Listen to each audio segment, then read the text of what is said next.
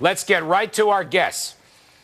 Here now is Jim LeCamp of Macro Portfolio Advisors. We also are honored. We have Republican Senator Gregg from New Hampshire, who sits on the Senate Banking Committee and was in today's hearings.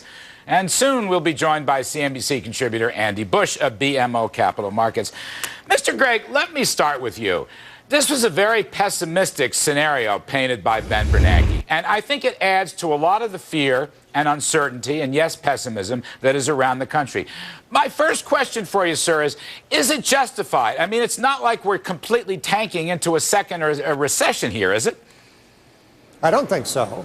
I do think that what he was saying was more that he was uncertain about what was happening, and I tried to press him on what I thought were some positive things that were happening, which is the fact that we have stabilized the financial industry. And during my questioning of him, he did say, yes, the financial industry is stable. The banks are well capitalized, essentially, especially the larger banks, and that he didn't foresee any upcoming disruption in that area. So that's a positive. Unfortunately, you also have to face up to the fact that this administration, which is basically anti-capital, anti-markets, and anti-profit, has in the pipeline a lot of things which aren't very constructive to the market, such as the major increase in taxes on capital formation, the fact that the financial reform bill is going to contract credit for a while here as a entry point, because people aren't going to know how much capital they should have as a bank. They aren't going to be able to do proprietary trading unless they're international banks, and you've got the derivatives issue. And then on top of that, you've got the fact that there's virtually nothing being done about the long-term debt of the country and putting in place some actions which will control the out-year spending. And so those things are, I think, creating uncertainty and concern in the market. But as a very practical matter, I didn't think he was overly pessimistic. People can say he was pessimistic, but I think he was just being realistic and saying he didn't know where it was going, but he did have the tools if things turned a bit to the wrong direction. Well, Jim LeCamp, let me go to you. I think you're out there someplace. Jimmy, look, what Mr. Gregg is suggesting is we have a fiscal problem, not a Fed problem. And I think that's a very interesting topic. Maybe instead of a shortage of money, there's $1 trillion in excess reserves that the economy is not using.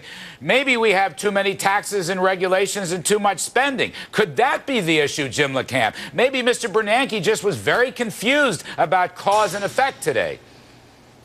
Maybe Mr. Bernanke's been neutered by fiscal policy. I think you're exactly right. The private sector absolutely has to be mobilized. The money is there. It's there on the sidelines. It's there in the reserves at the banks. And look, if you look at where new job creation comes from, where job creation comes from is small businesses, but very specifically brand new startup businesses. Therefore, when you attack startup capital and you attack capital formation and capital investment, you are attacking jobs. And this administration has done more of that than any administration in our country's history. The money's there. It's on the sidelines. We aren't mobilizing. In fact, we're finding new ways to tax it every day. Mr. Bernanke has thrown a lot of bullets at this economy, but he is being undermined by fiscal policy. All right, Andy Bush. Wall Street, on the other hand, wants easier money. And Bernanke, according to one study today, Bernanke's testimony had 10 times as much about an exit strategy, which is a tightening, than it did about a new stimulus strategy, allegedly for growth. Now, was that another problem with his testimony? Not only did he get the fiscal and monetary mixed up, as Senator Gregg is suggesting, he even bombed on the monetary. Right. Well, there was a rumor yesterday talking that they would take the rate that they pay reserves from 1/4 down to 0. That obviously didn't come out. To me, I think a little more subtle message that Ben Bernanke was sending to Washington, D.C. was, I'm going to talk about exit strategies because we're past the bad times. We're past a double-dip recession. We're not going to do that. And I'm telling you, I'm focusing on this because I don't want you to expand more from a fiscal standpoint. I'm going to focus on what's going to happen in the future, how we're going to exit out of all this extreme monetary easing that we've been doing. So I think that's Bernanke's way of saying, don't expand fiscally, and it certainly takes away the double dip talk. Andy, I got to interrupt you. There's a time for subtlety and there's a time to be obvious, and well, it strikes me Bernanke as a said time he to be can't obvious. tell I'll leave the politics to those better qualified to talk about it. But what I will tell you is that I think a Fed chairman has to be confident in his certainty and confident in uncertainty. If he doesn't know what's going to happen, he's got to know what he's going to do when his forecast comes up wrong. Steve. He said unusually uncertain. My point is he needed to say, okay, The forecast's unusually uncertain. If it happens the way I think, here's policy. If it doesn't happen the way I think, here's policy. And that's what, to me, has been absent for several weeks now, almost several months, from the Fed discussion, which is if things don't go their way, what is the series of things the Fed will do? That's Advance right. in their And thinking, and how will it work? And it's really the last one that's been missing from the Fed discussion. There's another problem here. The problem is that, Steve, guys like you have been calling for kind of a double dip and focusing on the negative aspects of the economy. Not me, Andy. You're wrong about Andy. You're wrong about that. Perhaps if I'm wrong, but anyway, the focus has been on the negative aspects of the economy. A lot of people have been calling for a double dip. Bernanke and the FOMC did not call for a double dip. Let's get that straight. No, he the didn't. Second thing is that they But he said loan demand is down, loan credit quality is down. Can I interject something here? Yes, please, Senator Gregg. I was going to you anyway. What are you thinking? The Fed's sitting on $4 trillion. That's what they have sort of in the pipeline that they can use if they want to use it. They've got $6 trillion ready to go. They've put $2 trillion into the markets. So they basically have the tools. They know they have the tools. He knows he has the tools. He made it clear today he has the tools. Not paying interest on reserves would put $1 trillion right back in. So that's really not the issue. The issue is that on the immediate horizon, and he talked about this a little bit, that the stimulus issue was the immediate horizon, and the long-term issue is getting our long-term spending and debt under control.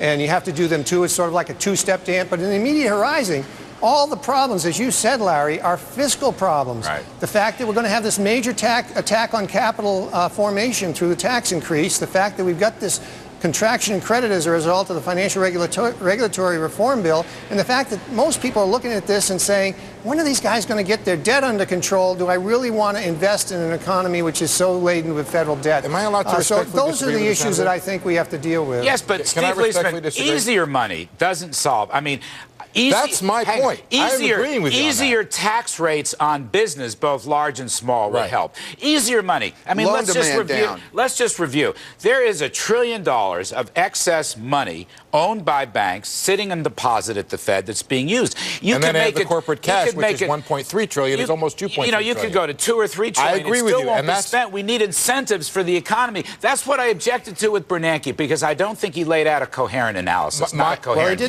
he did not want to get into, and I pressed him on this, and ironically, Jack Reed from the other direction pressed him on this. He wanted to see the taxes go up.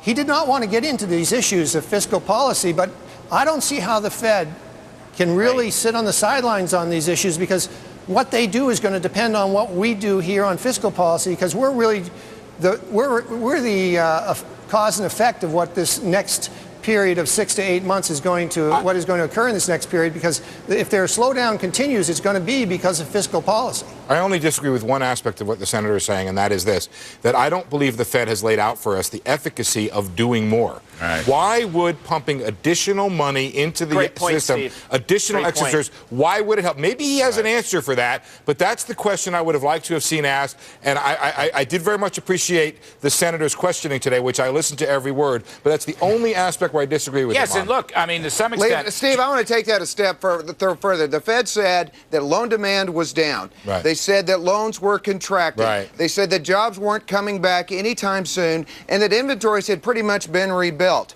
They said the economic outlook was highly uncertain, but if things deteriorate, we might have some tools and we might use them. They gave no clarity, no confidence, no competence. Yeah, but he's locking himself. He may not even understand this. You look at the stock market. Almost all the commentators seem to think that easier money from the Fed is the answer to the slowdown and the recovery. And I think Bernanke has got to disabuse them of that. The points that Steve Leisman is making and the points that Senator Gregg are making regarding fiscal policy also. This is my problem. Senator Gregg, I just want to end with you on this point. What troubles me, too, is that there are some good things happening in the economy, and I don't know why Bernanke didn't emphasize them more. And I don't mean to be Pollyannish. I understand that economic expectations, especially on unemployment, have declined. I understand that. But profits are rising. Top-line business sales. We had a flood of companies reporting today with very good top-line business sales. And business capital investment is showing good life signs. The yield curve, I mean, the zero interest rate, the yield curve is positive. In other words, I don't see another recession. And I wish Bernanke had made that clear, because I think there's fear and loathing and pessimism on Wall Street and Main Street. And it's Main Street that bothers me, Senator Gregg. Well, I think you're right, Larry, and I tried to give him that opening. In fact, I started out with, let's talk about some of the positive things. Right. And talked about bank balance sheets and the $2 trillion that's out there on corporate balance sheets. Ironically, if you were listening to my colleagues on the other side of the aisle, they see that $2 trillion as something they should go and grab. They want it.